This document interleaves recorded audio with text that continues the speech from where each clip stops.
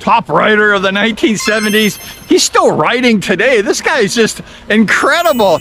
And he's a captain for sure of America. Who is that? It's number 11. He took Mike Bass number 2. That's Bobby Boogaloo Schwartz.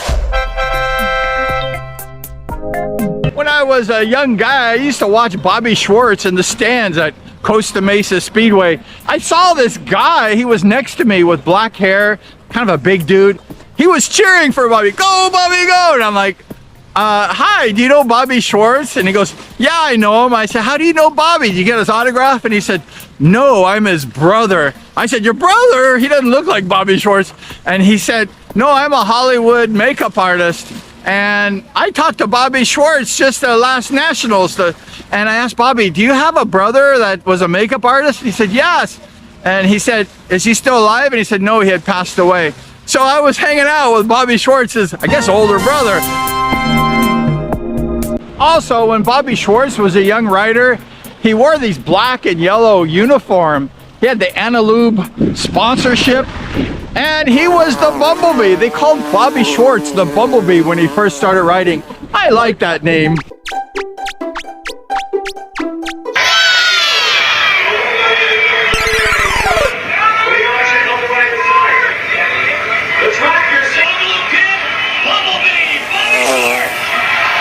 When Bobby was young, his papa, his name was like Cadillac Jack. He bought him a Speedway bike.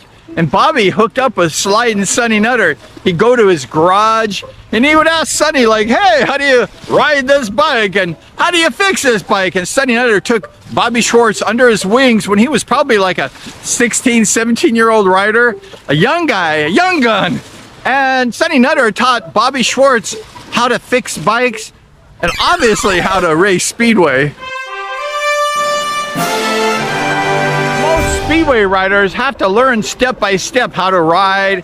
It takes seat time, it takes practice to be a good Speedway rider. However, Bobby, when he got on a Speedway bike, he just ripped it up. Bobby was winning main events in 1975. He'd go out there and he was just smoking them.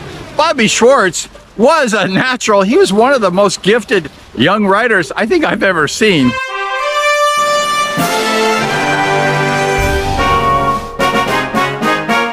Bobby will forever be remembered as a pole rider. Once Bobby got the lead and he was on the pole, it was almost impossible to pass Bobby Schwartz on the pole. He was just smooth as glass, and he was just a very good pole rider. Hard to beat Bobby Schwartz on the pole. Bobby reached his first United States Speedway Nationals, 1975. And he didn't do that well. He placed like very middle of the pack. However, Bobby went on to win multiple United States Speedway National Championships. And he was in the World Championship. He won best pairs in the world. He was team captain. That's why they call him Captain America. Bobby will soon be pushing 70 years old, and he's still racing Division I after nearly 50 years, probably like 50 years in a couple years. 50 years of a D1 rider. I think that would consider Bobby Schwartz as a true Iron Man of Speedway. I am Iron Man. One of the things I like about Bobby, he has a good sense of humor. You know, Bobby, he has a lot of jokes. He's like a prankster. Bobby Schwartz is just, he has an incredible mind, and he's a funny guy. Welcome to Costa Mesa Speedway.